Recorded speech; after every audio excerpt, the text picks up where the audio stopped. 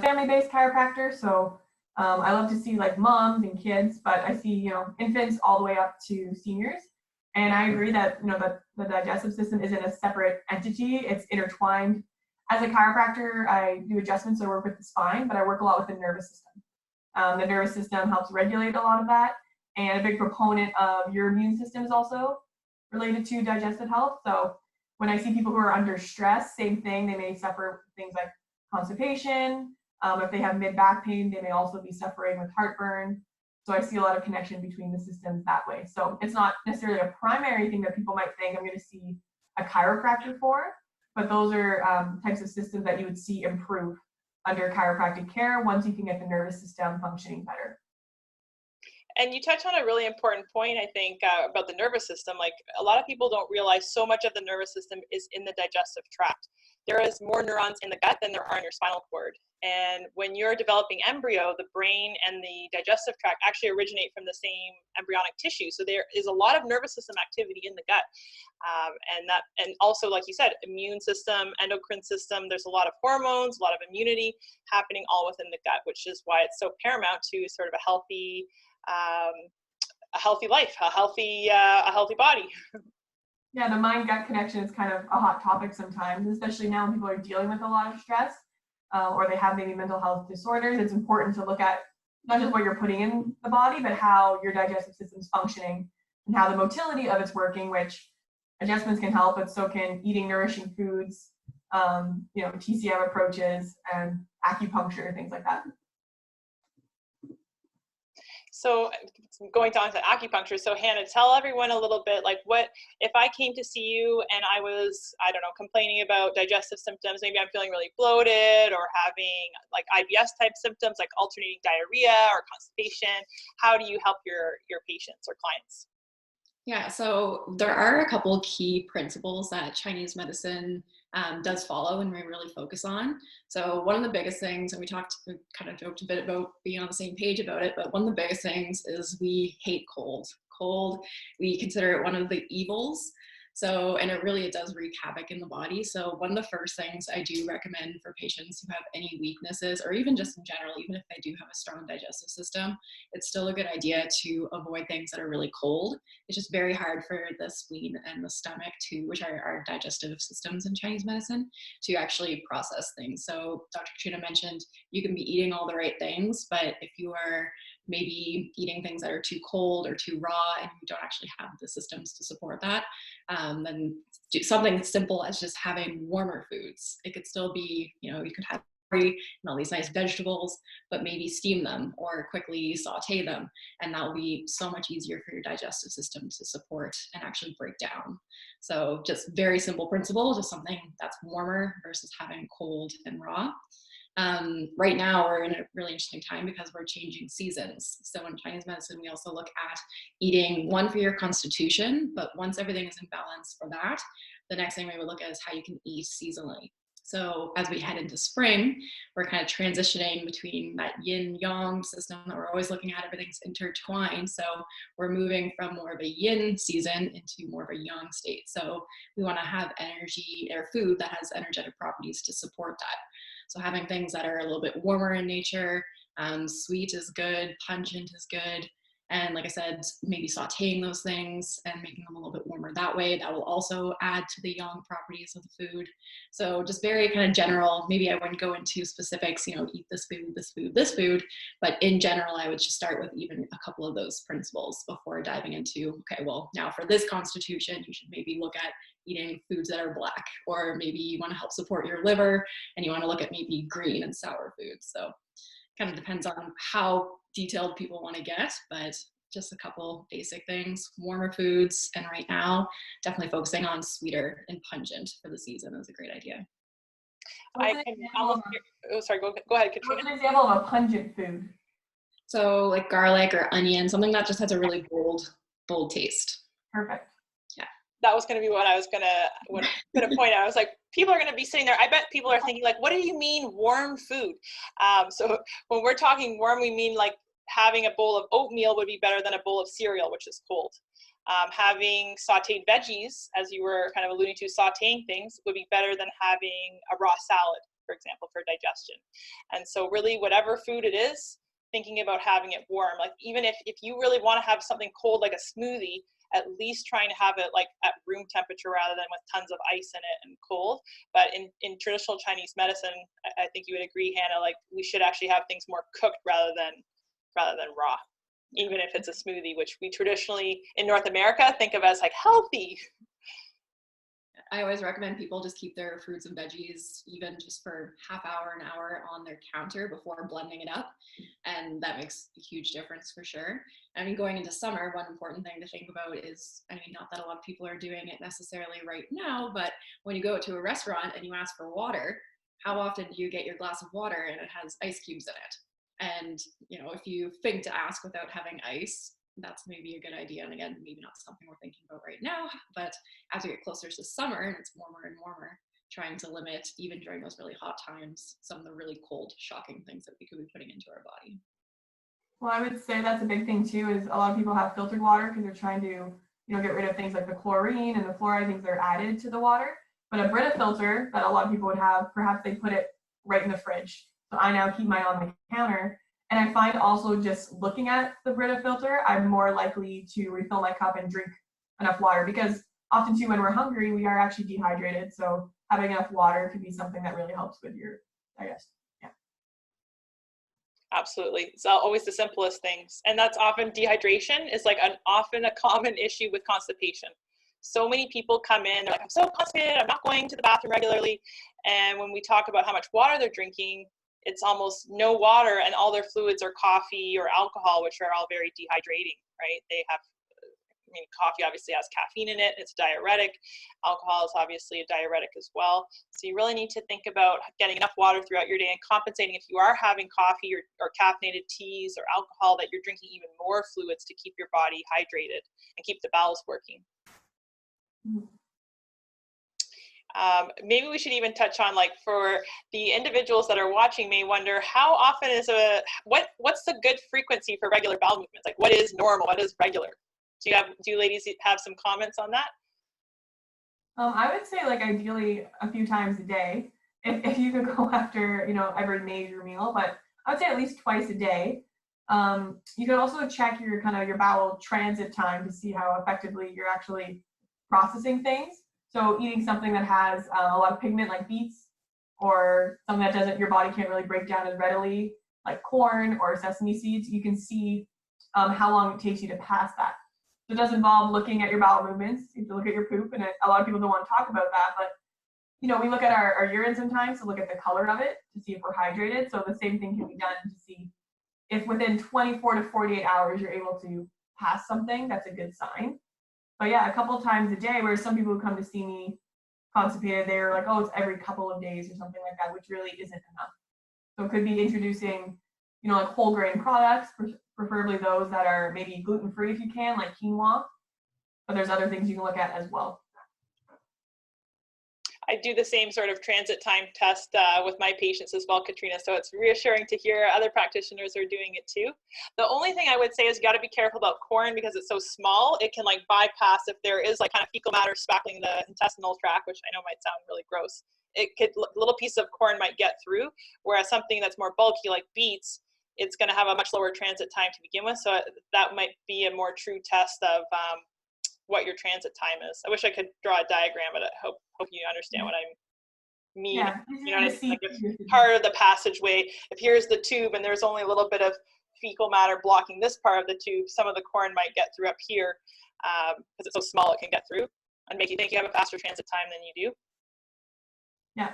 Well, we talked about drinking water, but just even remembering to chew. You guys mentioned smoothies, right? Sometimes when it's already ground up, we might just gulp it back and we chew really quickly, especially when we're on the go, moving so quickly, which is another sign of maybe like stress. Just slowing down things, kind of like how life is right now, can benefit.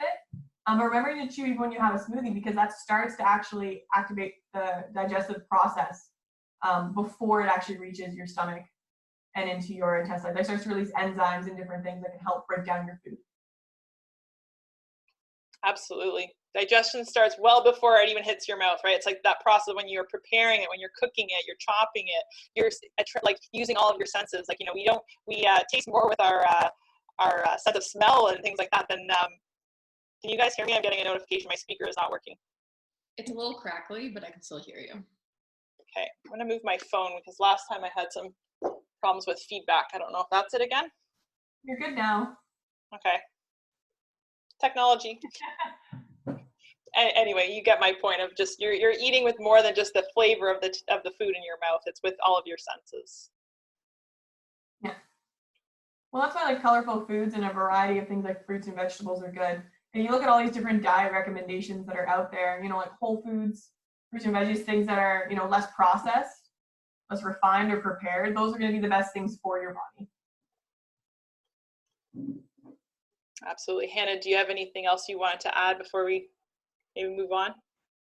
I would say just making sure that if someone doesn't have a regular bowel movement and they aren't eliminating things on a regular basis, it's also important to think about how that's affecting toxicity in your body, because that is one way of eliminating a lot of the toxins that we do have. So if someone's they're having bowel movements every 2, 3, sometimes I have even more than that. People say they can go up to a week sometimes without having a bowel movement. It's important to think about, what that causes to build up in your system. It's not just feces that are sitting there, but it's all the things that are in those feces that would have been eliminated and passed through the body had they been able to actually flow on a regular basis. So it's important to think about that as well. I was going to point out too, like there is not an actual medical definition of like regular bowel frequency, but I think you can attest to like what we've been saying is you ideally should be going a couple of times a day, and certainly in the most ideal circumstances after each meal, as Dr. Katrina was saying, but at the bare minimum, like once to twice a day. And then we could even get into like what should the stool look like? What is a healthy poop? It's not just are you going? If you come to see me, and I'm sure it's the same with Hannah and Katrina, we're going to be asking like, what does your stool look like? Yeah, I don't know. Do you ladies want to? What's that, Katrina? Like if in different things like that as well. Like you're having to strain, and like again, that might be one reason why someone's feeling pressure or low back pain as well. So that's where kind of I would err in on that. I find I definitely ask a lot of questions that people aren't necessarily expecting to talk about. And it goes right from, we talked about urination color, someone's period or menstrual cycle. I'm asking so many details about that. And the same thing goes for eliminating feces. I want to know the smell, the color, things that people don't necessarily want to talk about, but it is a really important indicator for how your body's functioning. So it tells a lot about what's going on inside. Well, and if you're not having those bowel movements, it could be a lot too because of you don't have enough healthy bacteria. So some patients, I'll recommend that they take like a probiotic.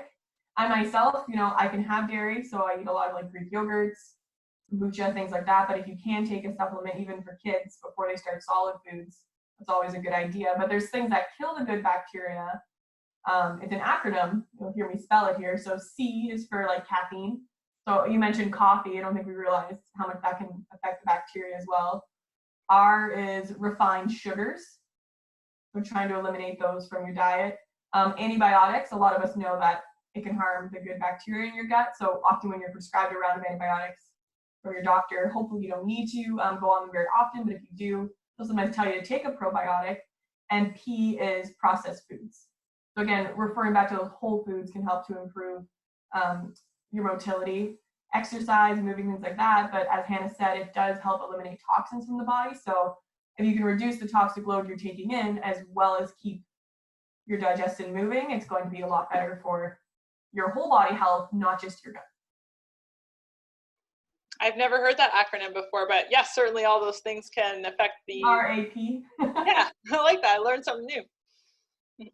But yeah, fermented foods are such an important part of improving that gut bacteria. And there's actually more bacterial cells on and in our body than our own human cells, which really highlights just how important that probiotic or that healthy microflora, that it needs to be balanced in order for us to be healthy and well.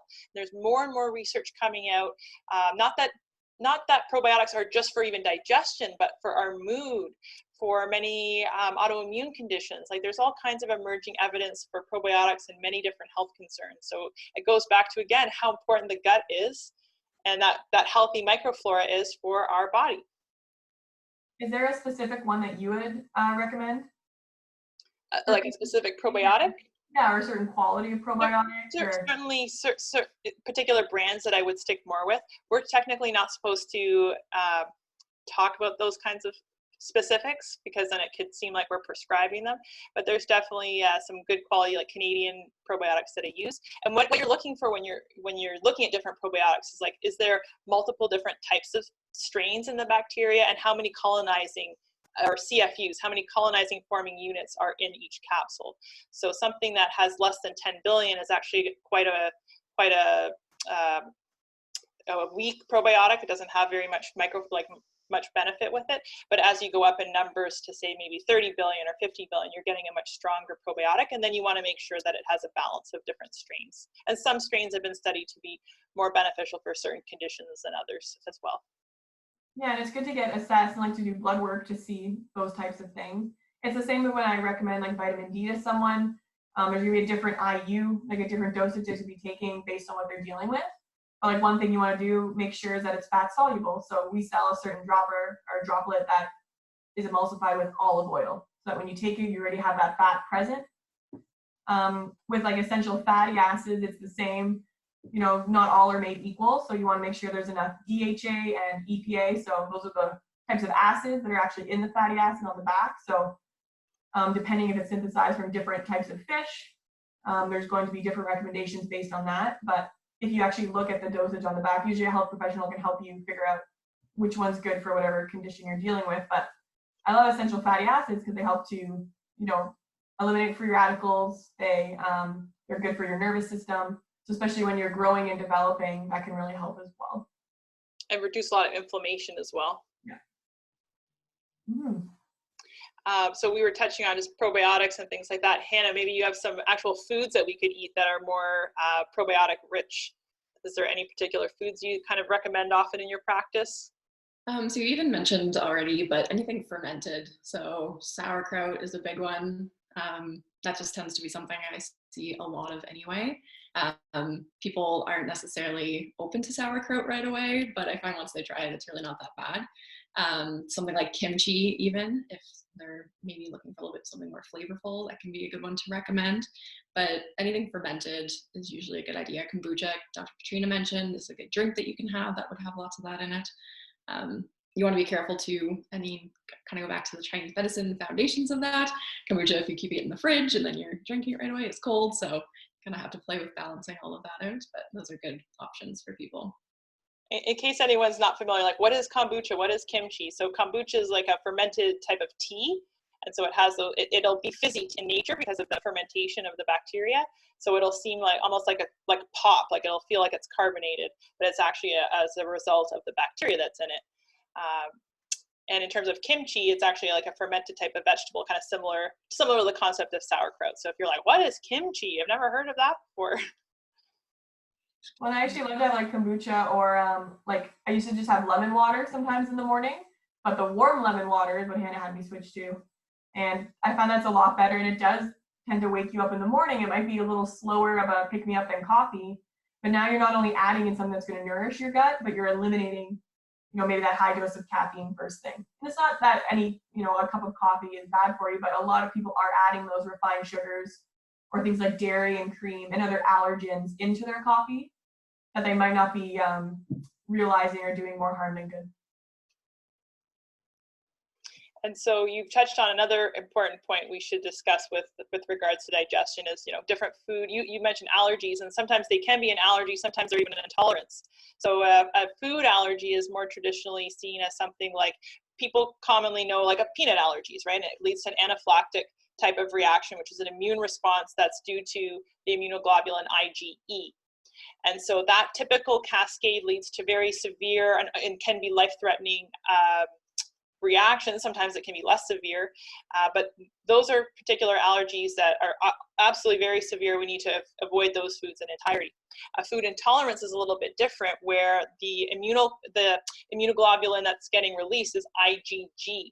And so this is a more chronic, more insidious type of food reaction where you're not necessarily going to have your pizza or your glass of milk or cream in your coffee and feel immediately terrible. It may be over a period of time where you're accumulating different forms and sources of dairy in your diet, which I'm sure Hannah can get into too. It's very damp and cold in nature. And so if you have a constitution that is already damp and already cold, those are going to be foods that are not good for your constitution. And if you have a food intolerance, you're developing an immune reaction to those foods, which is leading to those more chronic symptoms, which could be varied. It could be digestive in nature. So all the things we talked about earlier, like bloating, constipation, diarrhea, might be due to those food intolerances, but also it could be like acne, it could be headaches, it could be other symptoms that you wouldn't even think are digestive in nature or stemming from the digestive tract.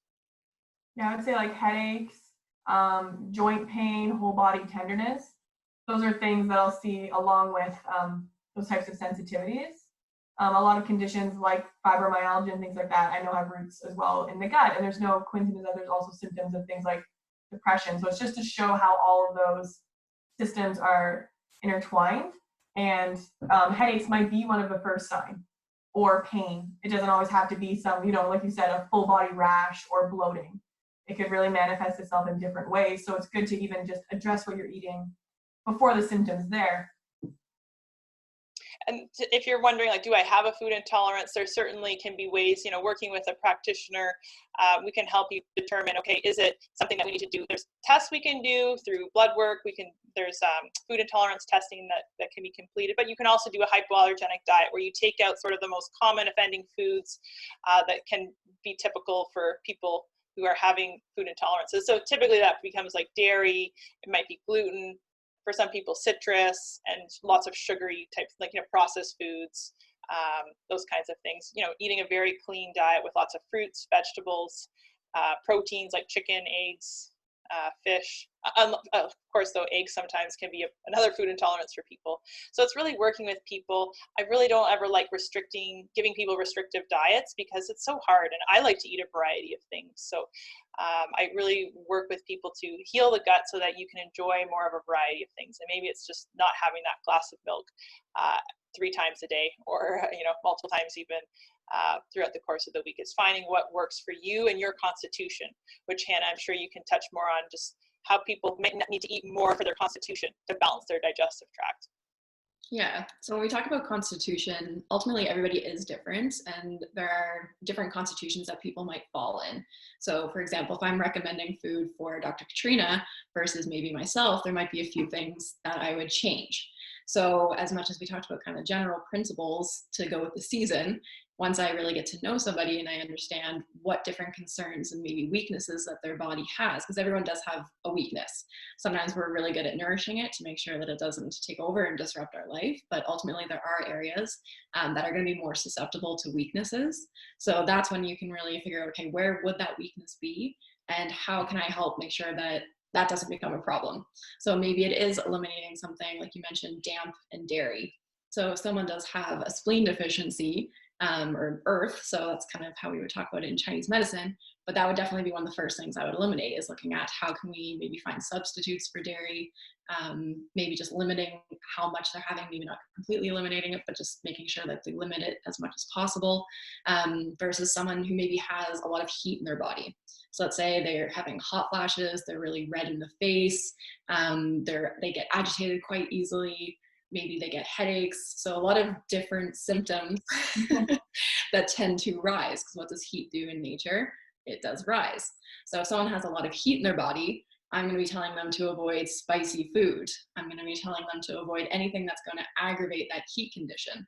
So if I have someone who comes in maybe the opposite, maybe they're more, so that would be someone who's more young, but someone comes in and they maybe have more yin presentation, they're maybe really cold. If I give them a handshake, back when you're allowed to do that, with really cold hands.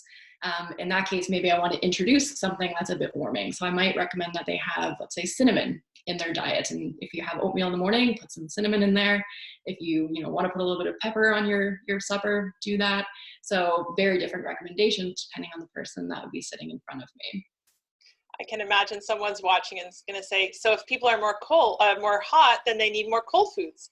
Cold temperature. But that actually isn't a direct correlation in TCM. It's like certain foods are more spicy, as you said, so you'd want to avoid really heating foods. I don't know if you have anything else you want to comment about that. Yeah, just that when we're in Chinese medicine, when we are talking about the thermal property of food, we don't necessarily mean it's hot to touch versus it's cold to touch. Food, it can be all a neutral temperature if you were to put a thermometer on it, but it can be more warming in nature or more cooling in nature. So when we talk about the thermal property, it's not necessarily how it would read on the thermometer.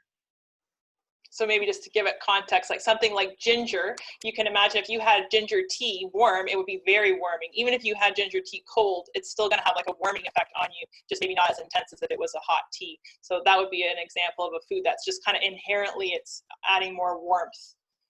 Versus peppermint tea, you can have that warm, but it's also cooling in nature. You can imagine like peppermint is like, it makes you feel refreshed and like kind of cooled. So if you're, someone who has a cold digestive tract, peppermint tea wouldn't be good, hot or cold, because it's overall cooling. Well, even just like having a one-on-one with Hannah, I've learned a lot about this. Like in my history, I'll ask patients, like, do you eat well? Great. What does your diet look like? In the main food groups, are you moving your body? Are you drinking enough water? But speaking with an acupuncturist or even a naturopath, as you can see, you guys are going to dive in quite a bit more and ask a lot more questions to not even say what to eat, but maybe when to eat it, and based on the different patterns, because everyone is different. So there's a lot that, even though we can't really have our hands on people as much right now, you guys could do a lot through just for like consultations, just speaking with someone, because the health history is an even bigger part, I would say, for you guys. Because again, I touch on it. I'm going to check the lumbar spine. I'm going to check all those joints and all those nerves that are innervating and supplying the digestive organs, to make sure there's no restrictions there in terms of the nerve function. But a lot of it's going to be in the history where you guys can almost take that dive deeper to ask a little more questions. But I think it's important for people to know too, they might think, oh, my chiropractor is working on my spine. And as you said, like those nerves that are coming out of the lumbar spine are innervating the gut. And so you may think, oh, I'm going to the chiropractor for my back pain. But in actual fact, you're affecting and changing how the nerves are functioning that are innervating different parts of the body. With your example, the lumbar parts of them are innervating the gut. And so that's where your physical manipulations are also benefiting the digestive tract. Yeah, absolutely. That's why it really is like a holistic approach. It's hard to know like for each individual person which practitioner is going to work best, but usually some sort of collaborative approach is probably best. Might need to get some sort of allergy testing or blood work done in order to know what food they should be eating, or speak with an acupuncturist, again, to know kind of their balance of yin and yang and all of that. And then get your spine assessed by a chiropractor so that you can know if you have nerve interference at those levels as well. Because there's probably, like you said, we're speaking the same language in a lot of ways, like the general tenets of like you are what you eat, but that's going to mean something different to all of us. Well, I think all three of us were so focused on one of the greatest assets all three of us can offer our patients is that we're doing individualized care. It's not one size fits all, and we're really taking the time, even though our practices are different in nature, there's that overlap of we're offering really individualized medicine and really taking the time to understand how is this person's body, what's working in it, what's out of balance, how can we bring it back into balance and maintain that homeostasis, meaning that balance. Mm-hmm. Did I freeze there? Just for a second. Okay. I was like, oh no, what's happening? Katrina, I think you had mentioned you want to touch a little bit more on some different supplements. Did you have any others you wanted to discuss? No, those were the main ones, like the essential fatty acids and the probiotics. The other thing I want to touch on is often when we think of infants or kids, we're not really thinking of that. We're just like, okay, they're going from breastfeeding to solid foods, and a lot of the solid foods that kids are initially introduced to, 6 months to 12 months, are things like eggs and dairy, certain wheats, peanuts, fish. So it's just making sure that your child's ready for solids. So there are different milestones that your kids go through, but it's not necessarily, comparing to other parents or even to your own kids. Every child's going to be different. And especially if you're noticing allergies and things like that, it may be good to slow down and go back to more of like a liquid diet. But if your child is more, interested in your food, reaching for it, you can even look at their tongue motion if it's going more side to side rather than up and down, kind of like the sucking motion. Those could be signs that your child's ready for solid foods. But especially if they're spitting food out, that doesn't mean necessarily that they don't like the food. It could be that they're not ready for solids, which means their system isn't ready for it.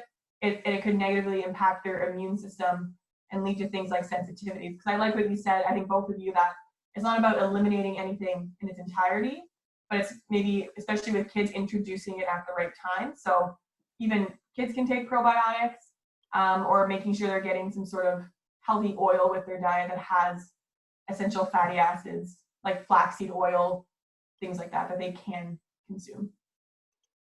For sure. And just another point, because we were talking about pregnancy the last time we were here, and breastfeeding naturally after pregnancy can also lead to intolerances in babies. So I just had a friend earlier today text me, the baby is spitting up all the breast milk, but not any of the formula. Well, that looks to me like there's something in the mom's diet that's upsetting the infant's digestive tract, right? Because otherwise they would be spitting up everything, but they're not, the formula they're tolerating.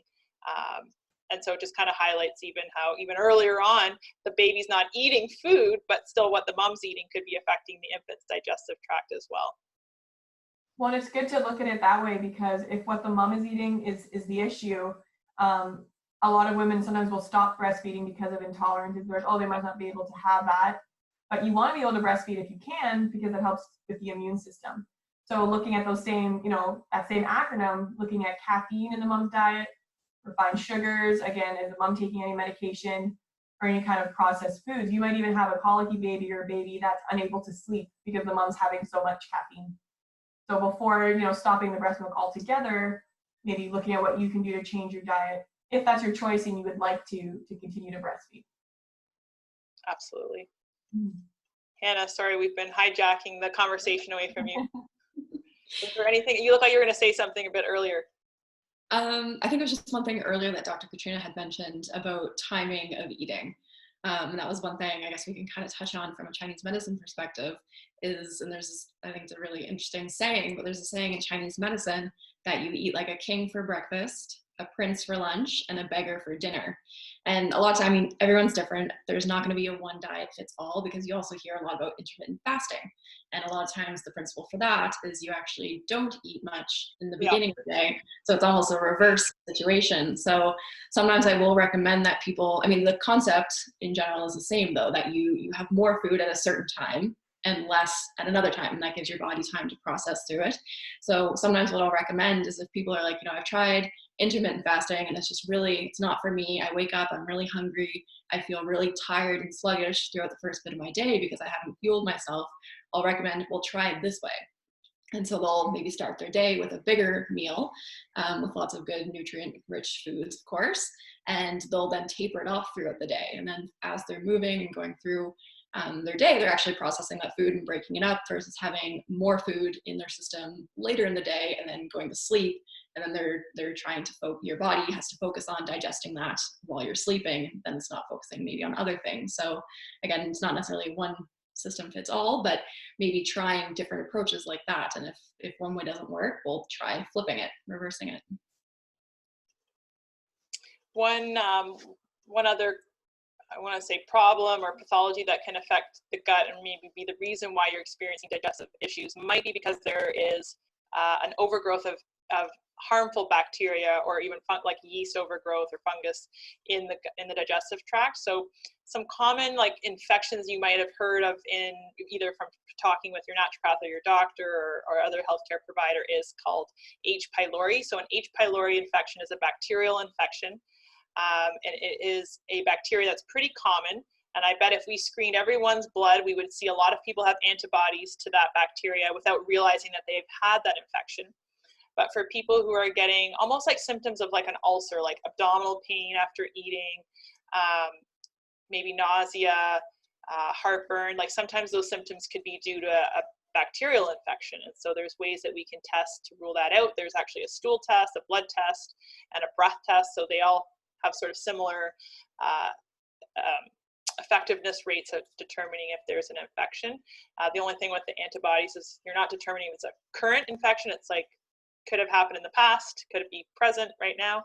But if you're experiencing a lot of symptoms and the blood test is positive, it's a good indication that it's likely due to an H. pylori infection. And so then as a naturopath, I'd be working with the patient to utilize different antimicrobial herbs. Herbs are something we haven't talked about yet, but I see on Hannah's cabinet there, she's got lots of herbs. So I know you're probably recommending a lot of different herbs for your patients as well. But I use herbs a lot in my practice, and for digestive issues, they work really, really well. And if there's a bacterial overgrowth, we have antimicrobial herbs, things like hydrastis, and you can use herbs like licorice root to really heal the gut and inflammation in the gut. It works really well for heartburn and things like that as well.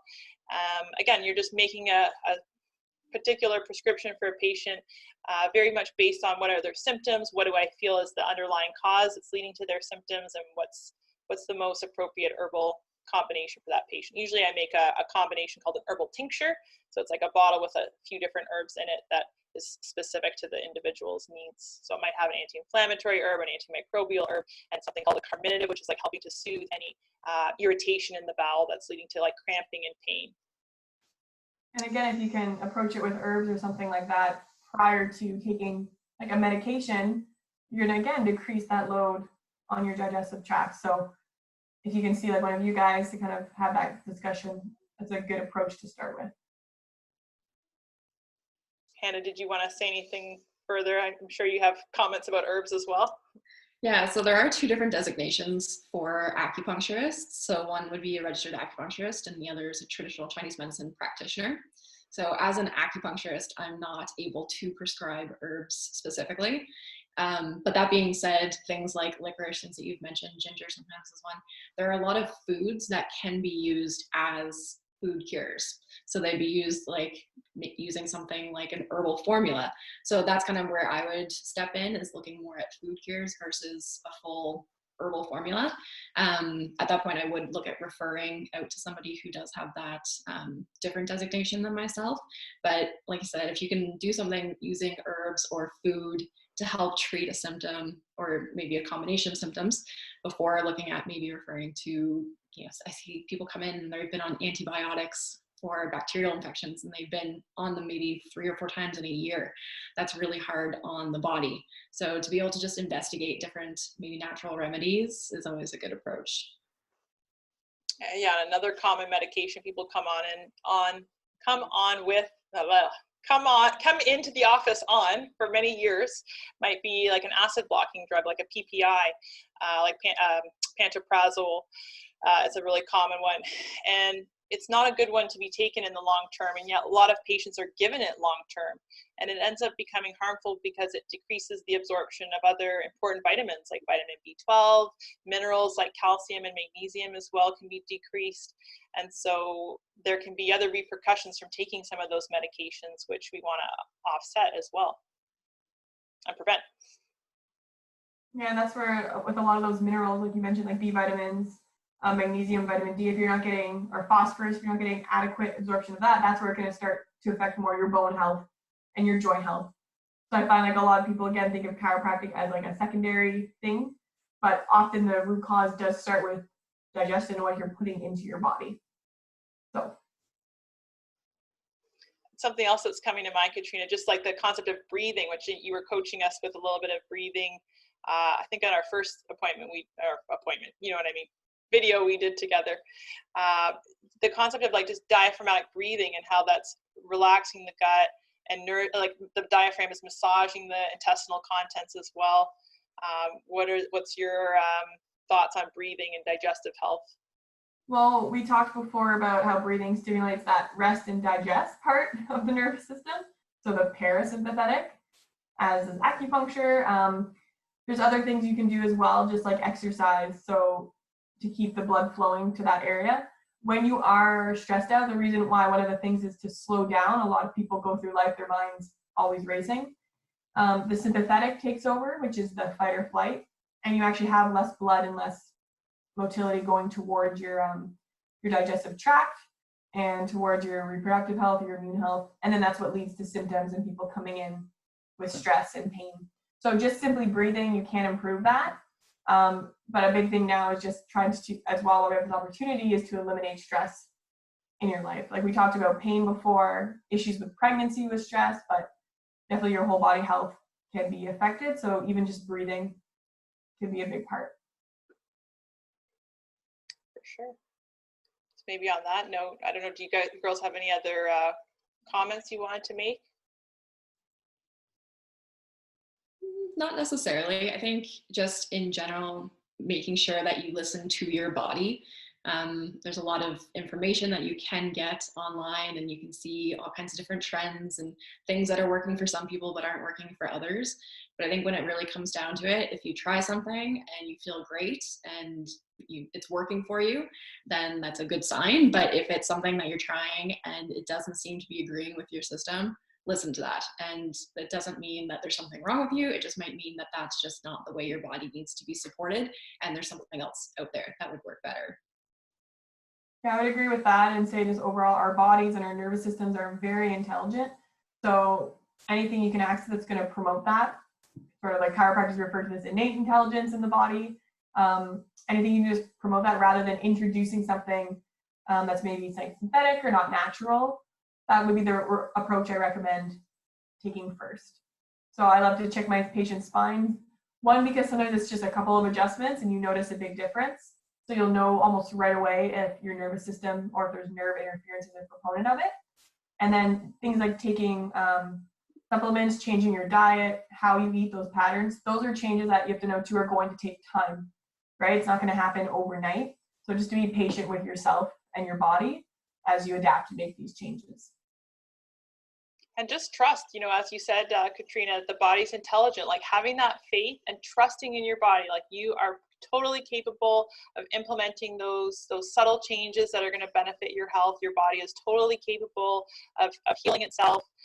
It's just having that trust and that confidence in your body and that ability to heal. And healing can be very simple. It can be going back to, the beginning of the talk, we were talking about drinking more water and making sure you're eating foods that are maybe warmer in temperature and things like that. So it can be really simple. You can start very small, and as you get stronger and more maybe confident in your abilities, you start using other tools as well. It's really just, you don't have to start with everything at once. Just even if you took one little piece out of our talk today, try implementing that in your afternoon snack or your dinner tonight and see where that takes you. Just think of one small thing rather than changing everything at once.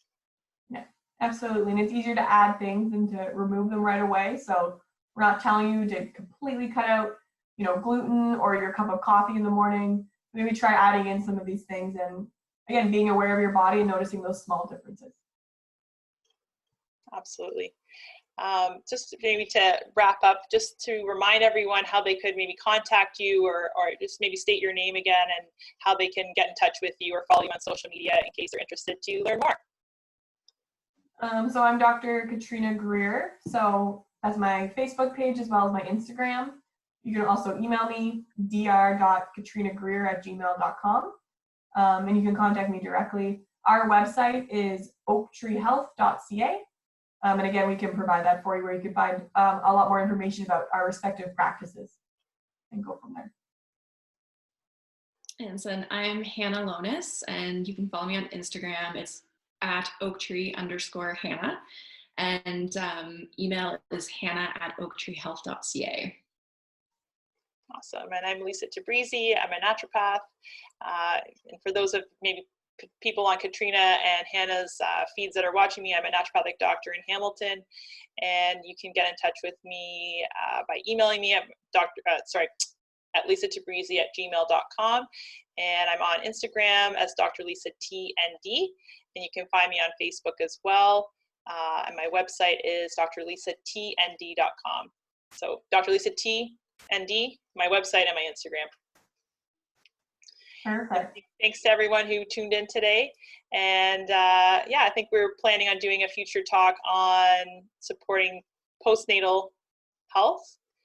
So we'll be back in time for, I guess it'll be after Mother's Day, Katrina. Sorry, I don't know what I'm saying. After Mother's Day. In support of moms. So we'll be back with another talk. And we look forward to sharing more information with you again soon. Thanks for watching, everybody. Bye, guys. Thanks.